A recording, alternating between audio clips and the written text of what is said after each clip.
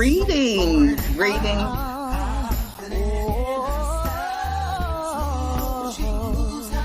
So smooth, cause she no grass. Maybe she's stone cold, sweet as a lullaby. That girl that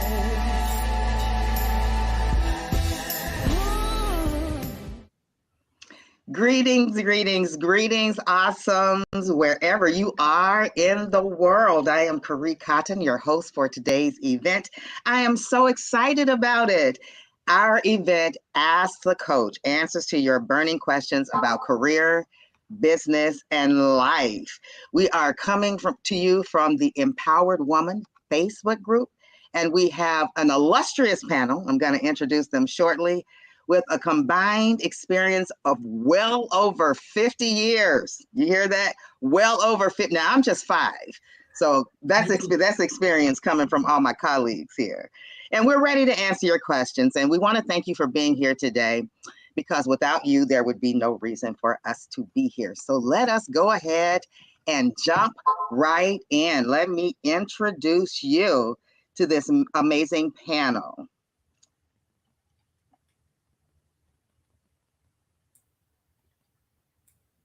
All right, let's make sure we have all of our things here, and so that we can advance to this panel. All right, so we have Miss Paula Bell. Hi, Paula. She is the CEO of Paula A. Bell Consulting, LLC. She's a business analyst, leadership and career development coach, consultant, speaker, an author, woman of all trades. She's got over 21 years of experience in corporate America in project roles, including business analyst, requirements manager, business initiatives manager, business process quality manager, technical writer, project manager, developer, test lead, and implementation lead. She has experience in a variety of industries, including media, courts, manufacturing, and finance. She's led multiple highly visible multi-million-dollar technology and business projects to create solutions to transform businesses as either a consultant, senior business analyst, or manager. Right now, she is director of operations for Bridging the Gap, where she oversees their entire operations and their main flagship certification program. Now listen to this.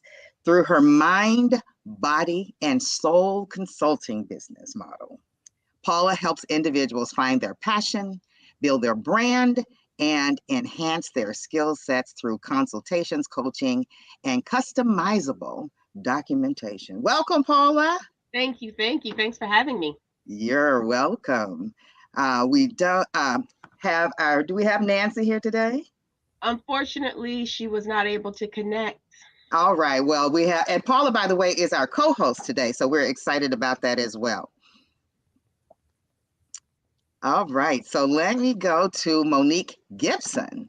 Monique Gibson is the founder and CEO of JMCO Consulting, LLC, a company that offers HR and business consulting services.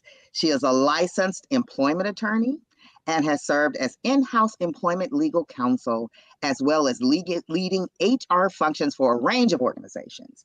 Her expertise lies in analyzing company cultures and identifying potential obstacles. That's so important.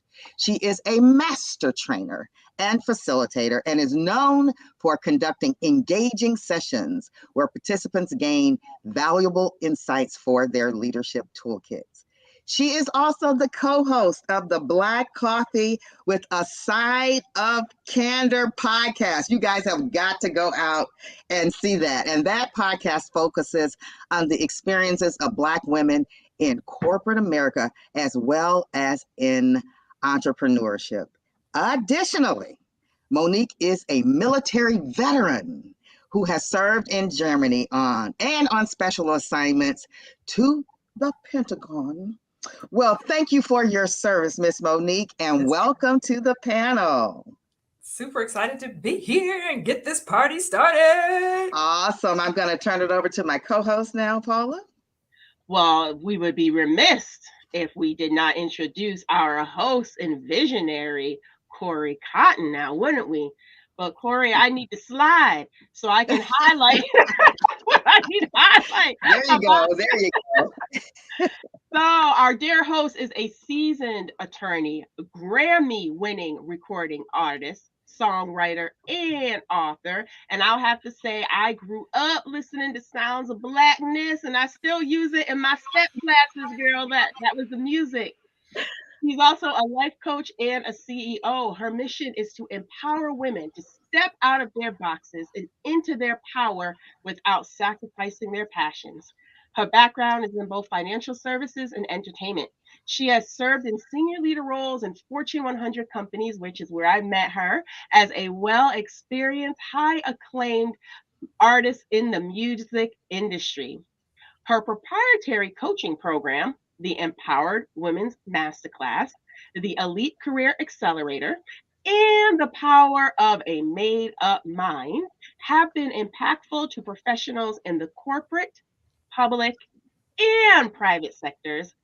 And her Woman Evolves biopic has elicited rave reviews. She has served as the chair of the 2022 National Stronger Than campaign hosted by the 400 Years of African American History Commission. The campaign was inspired by her original song, Stronger Than, which became the anthem of the campaign. Corey holds a bachelor's degrees from Howard University and Sedona University and a JD degree from the University of Minnesota Law School.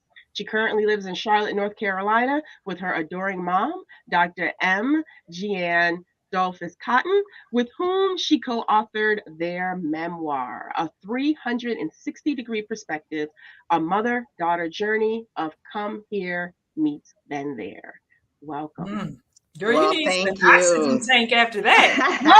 I'm Mm, so excited, guys. mm. I'm so excited to be here with you guys because this is about everybody's sisters investing in sisters. And I am so excited that we're all coming from the Empowered Woman Facebook group. So this is for you. And since this is for you, audience, and hey again to everybody from wherever you are, all the way from the Philippines and Minnesota and Chicago, I just love it. I love it.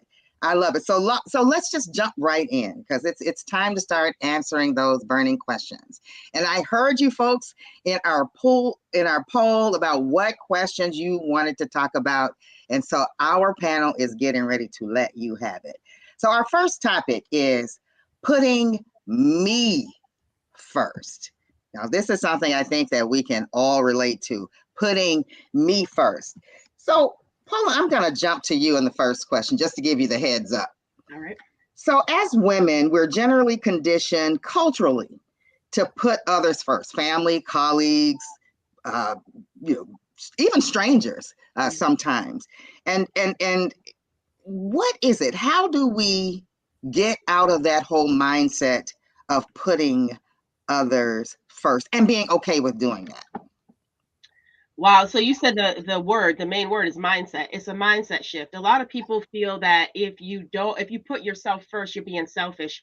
I just did a seminar this weekend and we had this whole long conversation about setting boundaries and ensuring that you're doing self-care and taking time for yourself. And there's nothing wrong with that. It's actually not selfish at all. It's just the nature of what you should do. It's self-care. And so being able to change your mindset to you're not being selfish, you're actually just being you, and understanding that if you do not put yourself first, it will manifest in other ways. It can manifest in sickness. It can manifest in you being detached from your friends and family because you're so tired. You don't have any energy after working or doing those other things. It could also detach you from your purpose because you're so Hmm. busy helping other people build theirs and helping other people navigate through life that you're not spending the time you need to navigate through life on your own. And at the end of the day, we need your purpose because somebody else could be Ooh. waiting on you to execute and fulfill your purpose because they're attached to that in some sort of way. And so if you're not doing that, the impact is massive. So it's a mindset shift. It's not only about you being thinking you're selfish because you're not. It's about you working as optimally as you can and Oh, able for people to experience that and experience that in a way that's has your energy, your personality, your passion, your purpose, because we all need that.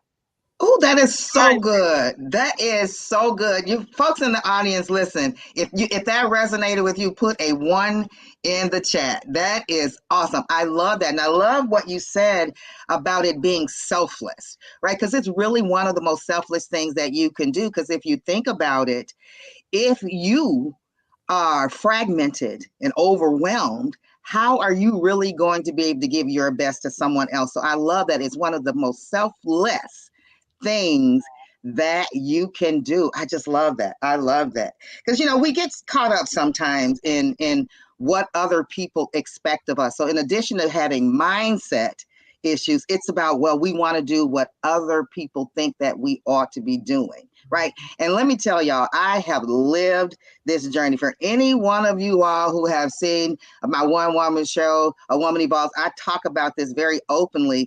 When I was traveling with the sounds, I tried to hide the fact that I was a lawyer because I didn't want people to think a certain thing about me.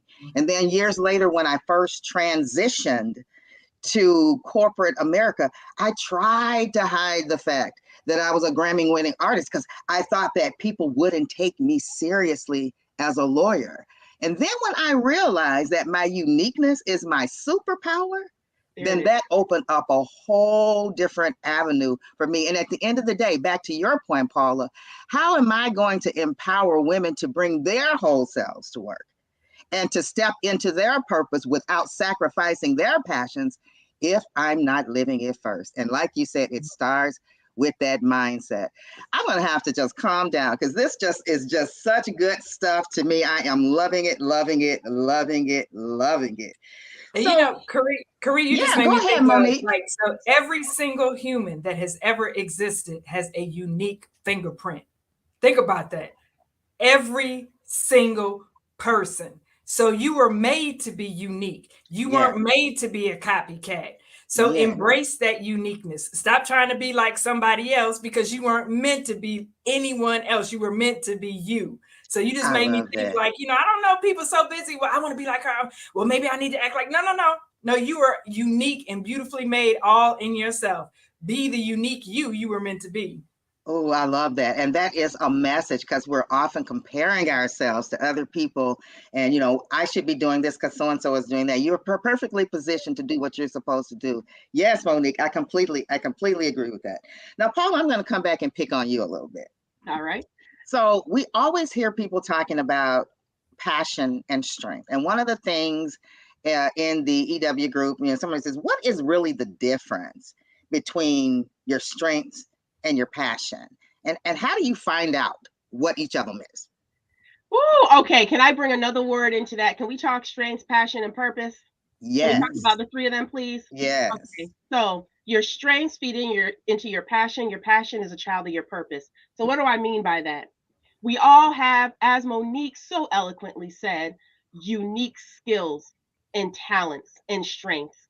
And those unique talents and strengths, you just don't have them by chance. Yeah. There's a reason you have the talents and the skills and the strengths that you have because it feeds and it fuels that passion you have within you to do certain things. Now, I want to be really clear about something though. You can be passionate about a lot of things, but that may not be your purpose. What do I mean by Mm. that? I am passionate about cooking and baking. I love it. I love it. I love it. I love it. I love the community it brings. I love the emotion it brings. But I am not called to be anybody's chef or work in anybody's restaurant. That is not my calling because I already know that what I love to do will become a stressor. But my passion of loving to cook, of loving to bake, is a strength of creativity. That creativity fuels into my purpose. Yeah. Because for the life coaching and for the group fitness programs that I do, and for the different events that I do, like this one here, there's a creative side to it. And so I have those sort of strengths of being detailed oriented, organized, critical thinker, problem solving. Those are the things that feed into my purpose and Yes. fuels my passion. So that's That's how I good. describe the differences between them. That's really good. And sometimes people just aren't aware. Maybe they're new to their environment. They may be new to the workforce. They may find some kind of misalignment between what they're doing in work and what they really love. And I often tell people that there are tools out there that will help you hone into your strengths. One that I like is Clifton's Strength Finder or online talent assessment. And as an HR person, Monique, you're probably very familiar with that. But I love that because they show you not only your current strengths, but they show you talent things that, if further developed, will become strengths. And for those of us who are in organizations, there's something else I think that is key to this, which Paula alluded to, and that is finding your relevant strengths. Because if you're in an organization, and like you said, if you're good at cooking or I'm good at singing, probably there's not a business priority associated with cooking or business in your organization, unless you're in some place where that does cooking or singing. And so it's important to find which one of those strengths are relevant to the business priorities of the organization that you're in. Because when you are in a position where you have your strengths plus your passion that Paula was talking about, and they're both tied to the needs of the organization that you're in a pretty good spot. I call it your organizational sweet spot. But sometimes, even when you find that and you still are not able to see yourself in the mirror, it might be time to consider whether that culture is the right place for you. And you might have to make some bold moves. And we'll get into some of that later. But I love that. Monique, did you have anything to add on strengths and passion?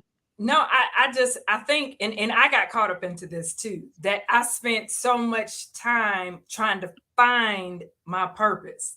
I don't need to go find it because if I'm operating in my strengths, I'll be operating in my purpose. Yeah, yeah, they are very, very well aligned. You'd be surprised too sometimes when I'm out speaking and I say, hey, how many people know what your passion is? Sometimes it's crickets. And so I'll do a little exercise where I'll tell them, listen, close your eyes, right? Just completely freely open, just be open. Don't think about what somebody is getting ready to ask you. Just close your eyes and see yourself truly happy, just unconditionally happy. Like, and then what is it that, like if you were doing this thing, you could do it without getting paid, but you don't do that because you're so passionate about it. You're going to find multiple ways to get some income out of that, because that's what people do. They build businesses off of their passion, and that's probably very once you figure out what that is that you're doing, that's probably very, very, very close to what you're passionate about. And it's important that you find that piece of passion in everything that you're doing, whether you're in a work environment, whether you're doing your own business, whether you're doing community service. If you're not having passion and strengths together in what you're doing, that's when we get frustrated. That's when we get overwhelmed. That's when we find ourselves at work looking for work. You know what I'm saying? So that is really important. I love that synergy of strength, passion, purpose. I love that. I love that. Folks, if this is resonating with you, put a number 3 in the chat. Number 3 in the chat. All right, we're going to shift a little bit. We're going to shift. Let's talk a little bit. This was the second topic that people wanted to know about. How do you find your next career move? How do you find your next career move? Now, I want to move to you now, Monique. So since COVID-19, we have seen a lot of people moving out of corporate, private, government, and kind of doing something different. How did you determine, and when did you determine one of your next moves on your career journey? Because I know you've had many.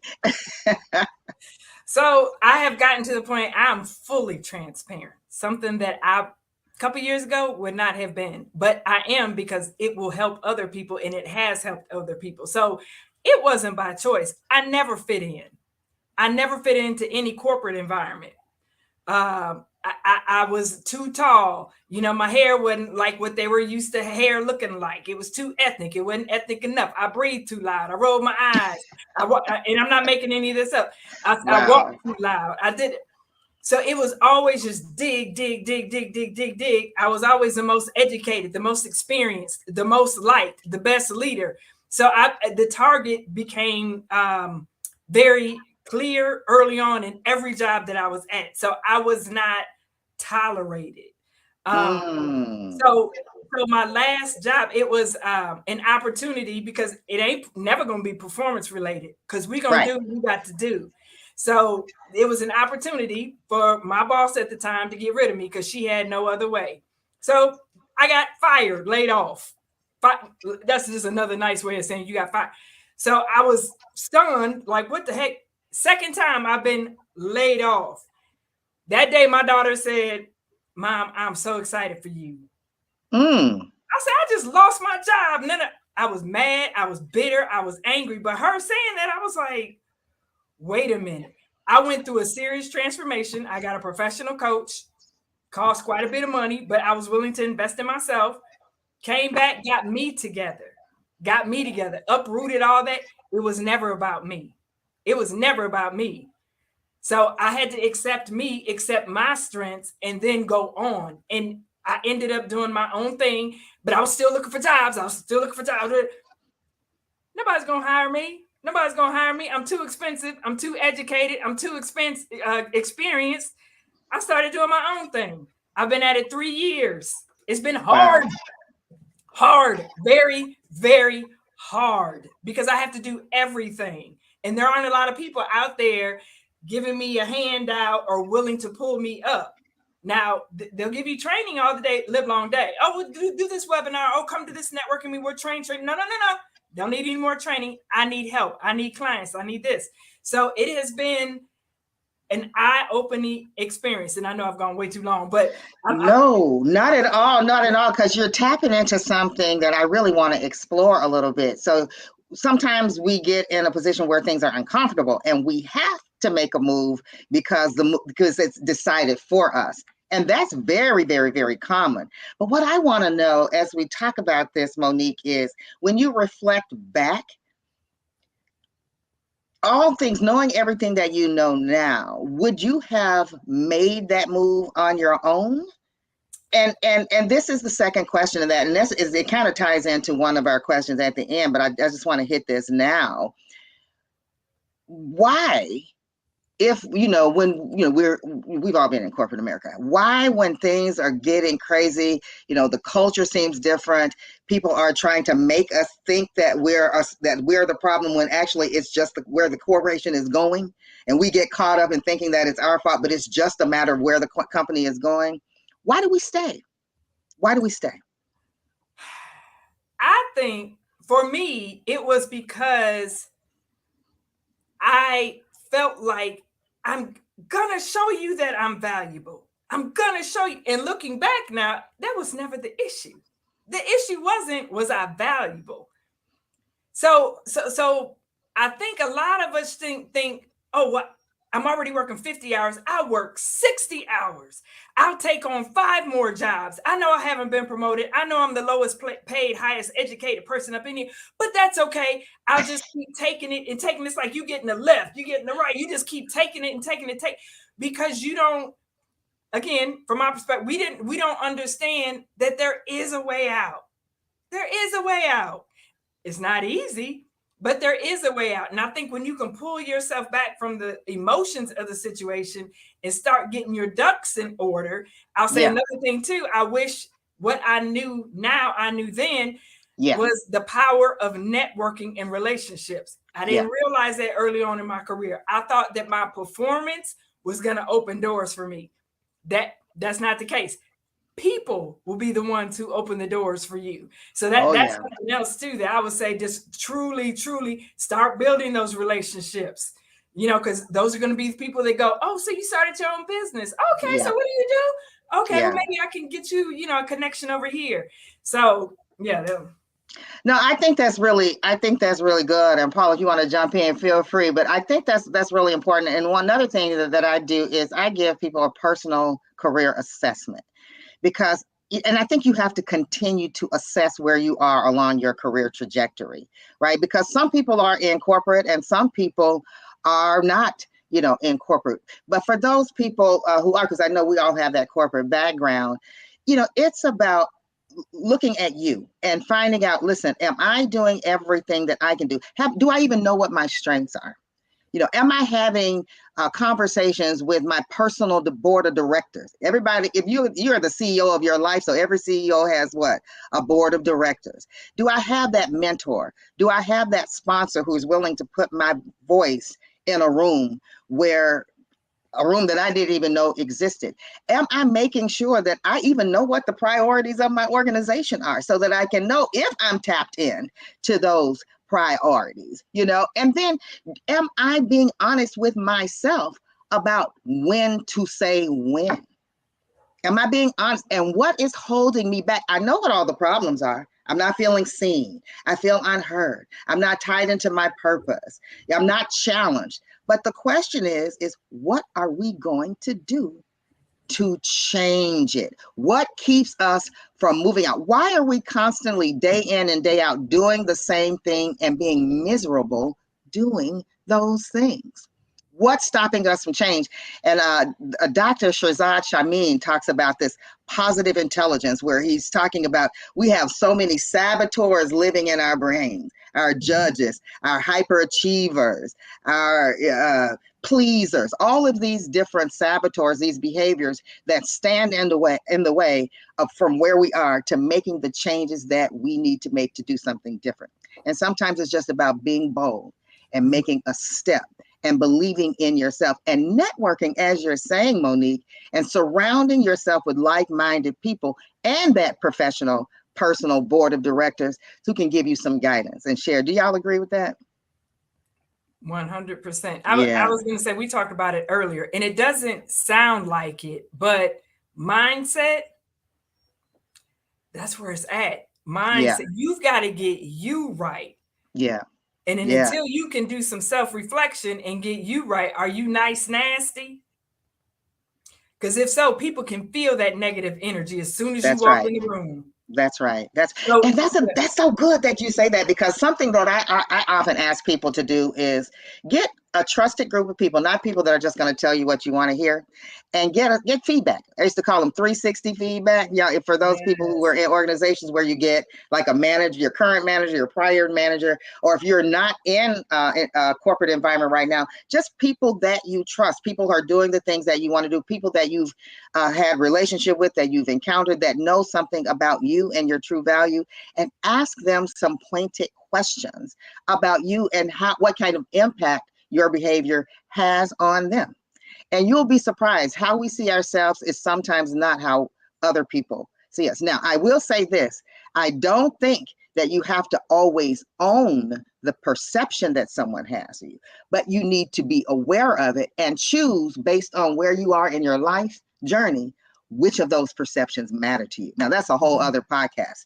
We can come out, a whole other webinar. We can come back and talk about that. But perception is really key. People will say, I don't care what people think about me. Well, it depends on what you're trying to do and who you're trying to engage with. Perception can be a powerful tool, particularly how you address that perception. Well, All right, and I'm going to go ahead, Monique. I see you. I see you want to say something. Go ahead. no, I was going to say that a lot of times as a black woman, we already have negative perceptions out there about us. So, and I'm not saying it's fair. I'm just saying what I've experienced. So the perception is that we're already angry. We're not.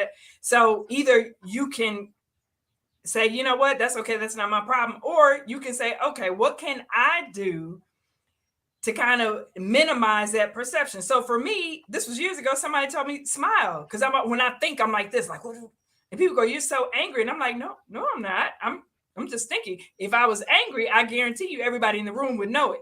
I'm not angry."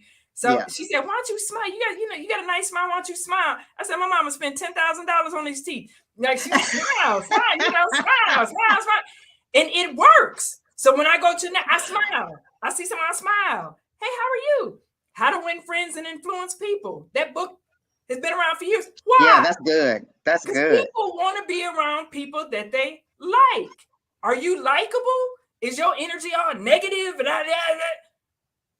So kind of check yourself a little bit. Self-reflection is key. I want to flip over here to some of the questions and comments in the audience. So Miss Jane Muller says, I'm offering a breakup, separation, divorce consulting service as a mentor and coach utilizing all the skills acquired over the 32 years. However, I haven't had much responses online for the service. I'm starting to wonder if I should just let it go and just focus on my family, whom I love and would love to leave a legacy of a caring mom and grandmom. In my culture, counseling and coaching is not, if it's not popular, I focus mainly on online promotions since February to draw international clients. So nobody's picking up on what she's doing. What advice? What advice do we have? Should she stick with it or should she just let it go? And we started talking about mindset a minute ago. Go ahead, Paul. I see you smiling. Yes, I have something for this. I have something for this. What is your why? Why are you doing this service? Why are you doing this business? Because if your why is big enough and you're flowing in your purpose, you're not going to quit. Because everybody knows in business it ebbs and flows. So some days you're doing great and some days you're doing not so great. And there's been times when I've wanted to quit, but my why is big enough that it won't allow me to quit. And other people won't allow me to quit. It's kind of interesting. In 2016, I was going to shut down my business. And I have a mastermind group that I host, a minority mastermind group that I host that I'm over. And they encouraged me. But it's also interesting that at the times when I've wanted to quit, I have a client send me something. I was going through a depression, and your weekly motivations is what kept me going. The services you offer is what kept me going. So the real question is, why are you doing what you're doing? We can tell you to quit, we can tell you to keep going, but at the end of the day, it has to be within you and it has to be your decision. So what is that why? And what I found is a lot of people don't spend time thinking about why they do the That's things right. they do. They don't even spend time thinking about why they write the goals they write. They don't spend time thinking about what's the desired outcome. They feel that because I have this talent, I have this skill, I can make money off of it, so I should just do it. But that's not the thing that's going to sustain you all the time. You need to know why you're doing what you're doing. If you have a desire and you know that if you look back from when you were a child and you think about all the things that you've done up to where you are today, and you find that there is a certain pattern of things that keep coming up, and no matter how hard you try to run from it, you can't because it keeps manifesting in a different way, you have to think about that. There's something deeper there, and you have to define what that deepness is. So am I going to tell you to quit today? No. Am I going to tell you to keep going? No. What I am going to tell you to do is Tap into that tell me why. what your why is. Why are you doing it in the first place? That is so critical. And that is a process too. I have a mini course that I'm about to launch called Getting to Your Why. It's a mini course for jumpstarting your next career move. Everybody in the Empower Women's Facebook group, stay tuned. I'm going to be launching that very, very soon. Getting to your why. It's not just, okay, I just decided. You really do have to do some self reflection and block out some of those saboteurs and block out other people's expectations of what you should be doing and really get into your purpose. Now, there are going to be obstacles. There are going to be obstacles. And the question is exactly that. For me, based on what my why is it important for me enough for me to wade through? And then the other question is, at what sacrifice are you doing what you're doing? And you have to do a cost benefit analysis and check yourself and it's really only you can make that decision of whether you're going to go on for that. But please reach out to these ladies, any one of us offline to talk about this because Ms. Jane, thank you so much for bringing this up because this is such a common occurrence. And I feel like we really need to delve into that specific question. I think, like I said, I think that's a whole other webinar, but that's a very, very, very good question. And she's not the only person that's experiencing something like that. Something here, Kim Geiger Evans says, lots of saboteur. Oh, can I go back to something really quickly about the why? It's okay if your why changes over time. When I was 7 years old, my why was very different than when I was 35 years old. You always, when we talk about self-reflection, you need to constantly be doing a periodic mind check of where you are in your life, because sometimes you evolve and you grow, and it's okay for your why to change. I just wanted to say that because sometimes we get stuck with, well, I'm supposed to be a lawyer, so okay, I guess I'm going to be a lawyer because I want to help people. That's what I've been saying for 40 years. So I guess that's what I'm supposed to do. Your position, your evolution changes, and sometimes your why changes, sometimes it doesn't. I want to say that. Now I want to move to Kim, who says lots of saboteurs. You know, we used to think about saboteur, like sabotage, as being one thing. But when you look at that, go to that positiveintelligence.com, you will be surprised to know that Dr. Shazad has come up with 10 of them. Like, we all have a judge inside of us. Why constantly question our every thought, our every idea that we're telling us we're not good? Just judge, judge, judge, judge, judge. But that saboteur is working with some other accomplices, like the pleaser, like the avoider, like the hypervigilant and the hyperachiever. All these different things that are in us that are blocking us from what you were talking about in the beginning, Paula, which is your passion and purpose. We get hung up with whatever we're passionate about is not good enough because it shouldn't be tied to a job. That's just a hobby. Saboteurs inside. But the good news about saboteurs first is you have to identify them and you have to call them out in the moment. And it's okay to be vigilant. It's just when you're taking these things to the extreme and they're stopping you and they're blocking your growth, you want to know, how do I get past that to get to my next move? And that's what these coaches can help you do. Identify your saboteurs. Don't beat yourself up because we all have them, and you don't necessarily want to get rid of them, but you want to control them rather than having them control you. And then we have another comment in the chat that says, knowing when to say when. That is resonating with Carlova Powell. And she says, I'm loyal. I'm gonna need somebody else to speak to this while I dry my eyes, because this is a challenge that I have as well. I'm loyal to a fault. Now, when I was talking about saying knowing when to say when, I was thinking, when do you leave your job? But sometimes, when do you say when to relationships? When do you determine whether a relationship that you have, friendship, love relationship, whatever it is, that it's time to say when? How do you know when to say when, and whether you're in your environment? Now, Paula, since you're laughing, I'm going to pick on you. I need you to speak to that. Whoo, can we talk about relationships real quick? Lord have his mercy on my soul. This is how I've come about with relationships. Does it add any value to your life? People are in your life for a reason, a season, and some, if they're lucky, a lifetime.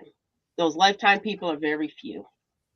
But as I've gotten older, I began to realize that it's not about how many friends that I have or Yeah. how many relationships I have. It's more about the quality of those relationships.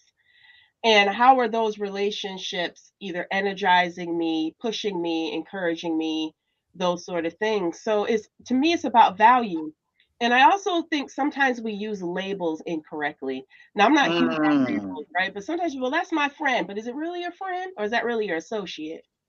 Just someone you have in your network, right? 'Cause I do believe, I always hear my son say that all the time. Well, my best friend, I'm like, boy, how many best friends you got? And how come I've never heard about this best friend till now? How's this yes. a best friend? Right? I do think sometimes we use labels too loosely, but I really do. Back to what you said, Corey, about self-reflection. I take the last 2 weeks of the year off. I shut down my business. I don't work for anybody the last 2 weeks of the year. I take that as my time to do a lot of self introspection. And I do a lot of self reflection and introspection throughout the year as well. But I'm very intentional on that time. I don't want to be bothered. If I want to sit down, watch, stream Netflix all day and eat chocolate covered strawberries, that's what I'm going to do. I don't want to be bothered. Business. Right? Mm-hmm. I need that time to just shut down.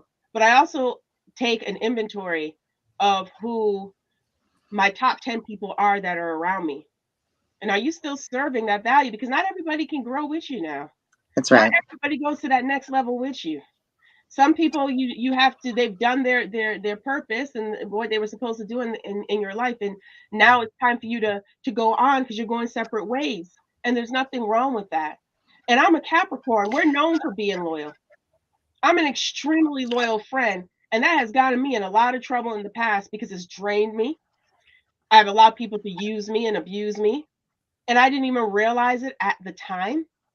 But then when I began to realize that when I got rid of that baggage, like Erica Badu says in Bag Lady, I'm carrying all this baggage and it's weighing me down. When I began to realize that you need to take a personal inventory of yourself and Yeah. those you have around you, that can definitely change your life. So for me, it's all about the value. Not only the value you're adding to me, but the value I'm adding to you. Life's too short. And so you don't have time to be playing games with people who don't have your best interests at heart, who just want to constantly take. And unfortunately, sometimes that's your family. You gotta let them go. I'm have to let them Hmm. go sometimes. Those are some of the hardest Hmm. relationships to break because they are great at manipulating and making you feel guilty. But at the end of the day, we all are our own individuals. Just like Monique says, everybody has a unique fingerprint. Yeah. Yeah, our uniqueness is our superpower. But all of that good stuff. And y'all, please put a 6 in the chat if that resonated with you. But let me tell you something. Everything that you said, Paula, getting back to Carlobus, because she says in the chat, like, I actually was talking about a job. I'm glad you did that on the relationship, though, because somebody needs to hear that, because that is definitely true. And it's a wonderful setup for what I'm about to say, which is those same things that you talk about also apply in your work environment. How do you know when to say when? Not just you adding value to the company or to the organization or to the firm or wherever you are, but what value is beyond getting paid is that organization, that environment pouring back into you. Now, there are some things that you could do to fix that in terms of having conversations with management or partners or whoever you're with, having conversations and working through that. But at the point where you are not finding a value that's given back to you, that is when you should consider what is my exit strategy. And I'm going to skip questions too, because one of the things that I want to know is when do you make those shifts? If even if you decide that, okay, I'm not getting the value out of this that I think that I need, it's not serving me in terms of my career growth, in terms of my personal satisfaction, I think I need to do something different. Do you do that gradually? Do you do that, you know, cut the cord right away? How do we know once we have decided that it's time to make a change? How do we do it? When do we decide whether it's time to go into that new business, or time to take a different role at work, or time to branch out into entrepreneurship? When do you say when? So I think it's different for everybody, but I still go back to check yourself first. Heal you, sis. We are being mentally and emotionally and physically traumatized, PTSD traumatized in these corporate environments. So I just wanted to just kind of offer a question. Think when you say you're so loyal, you know why people treat you that way? Because you Because let you them. allow them. And that hurts. You're like, oh, no, I don't. Yes, you do. When people know they can misuse you and mistreat you and abuse you and underpay you and overwork you, guess what they're going to do? Keep They're going doing to keep doing it. it. And then I would challenge you to say, is it really loyalty? Or perhaps you don't feel confident enough in yourself to say, Mm, I don't deserve this. right? Look, I'm way more valuable than what they believe I am. If people don't believe that you're valuable, guess what? It's time to move on. Now, with that little caveat there, don't you dare walk out and you don't have any food in that big refrigerator in the garage. I know a lot of people. I'm done. I quit. No, skirt. Hold on. You save up enough. You have a backup plan. Don't ever just jump without checking your parachute. That's what they used to tell us. Don't jump without you. You always check your parachute.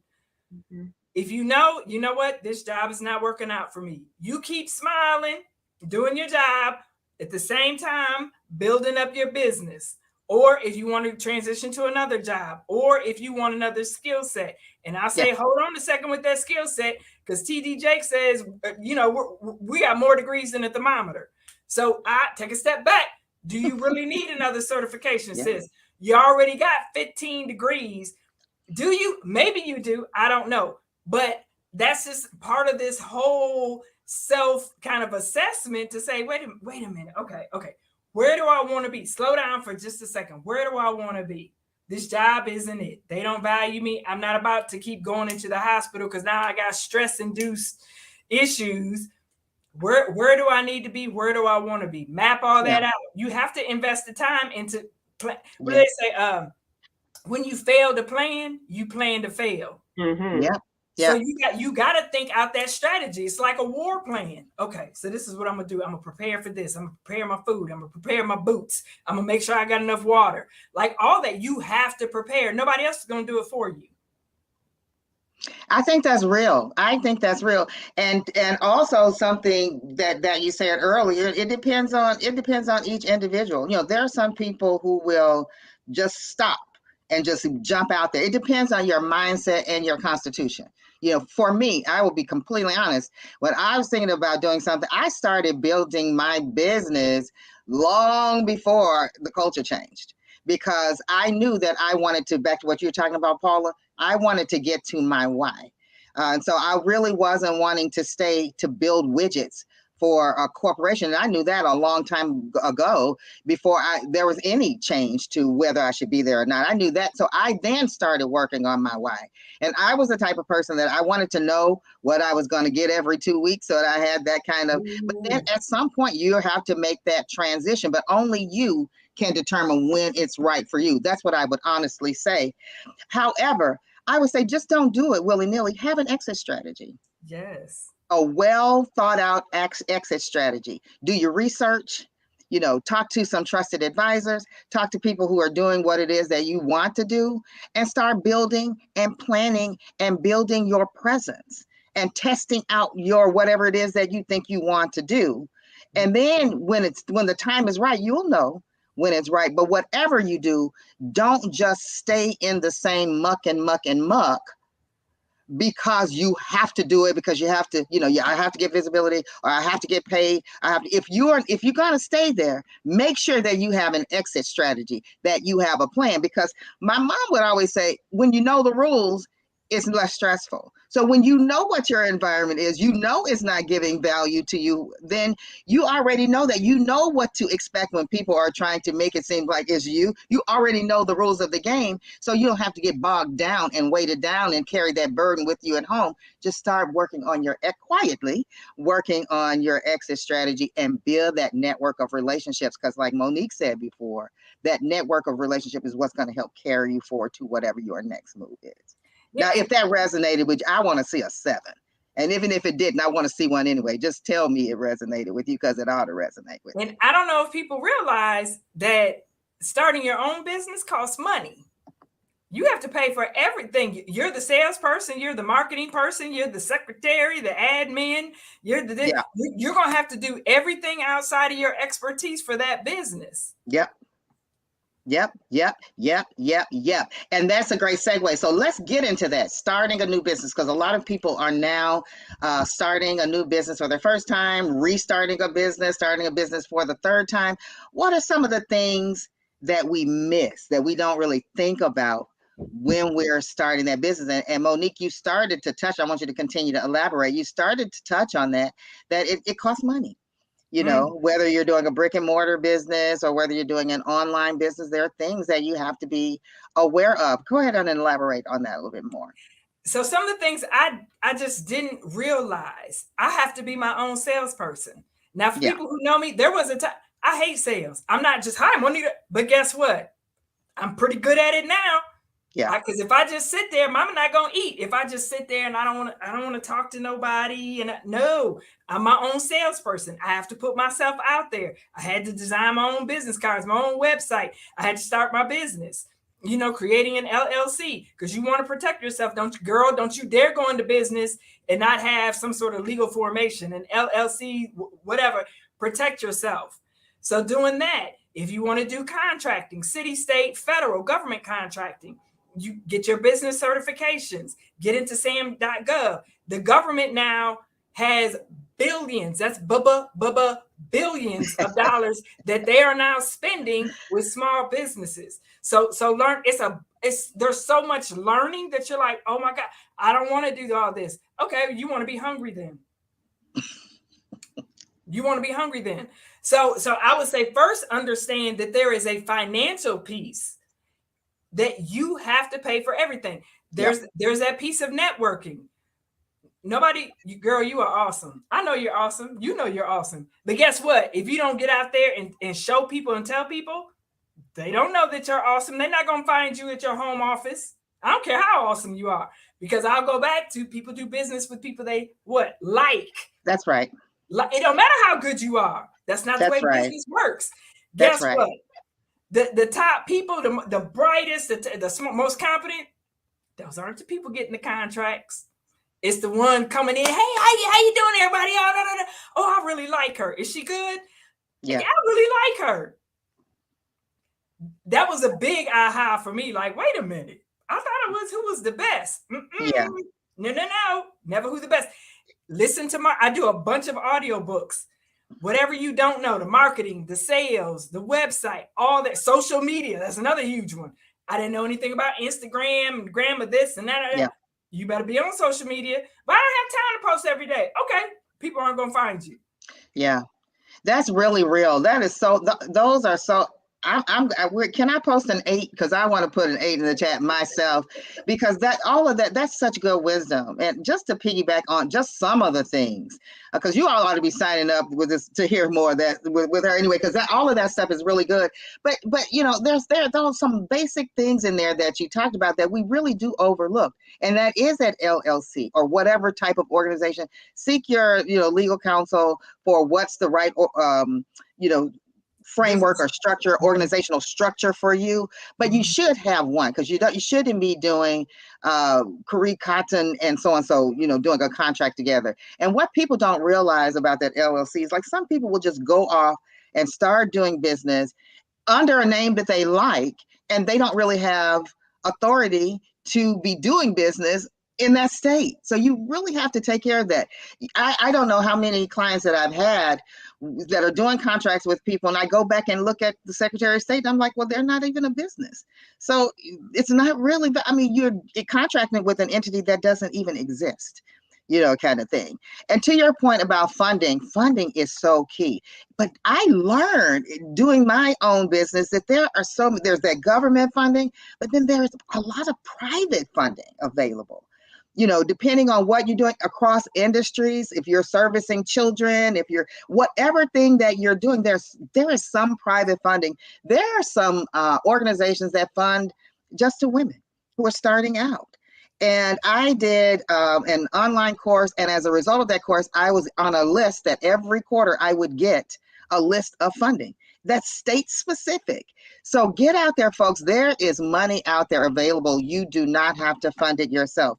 And although in the beginning you will, like Monique was saying, when you're getting along with your business, it's okay to spend other people's money, because I had a problem with that. I was always I'll just do it myself because I don't want to ask for money. That's not good business.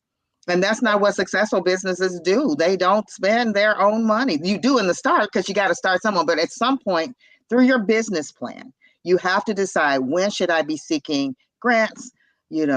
Maybe a loan. I'm not a big fan of loans, but what other funding source other than out of my pocket should I be thinking about?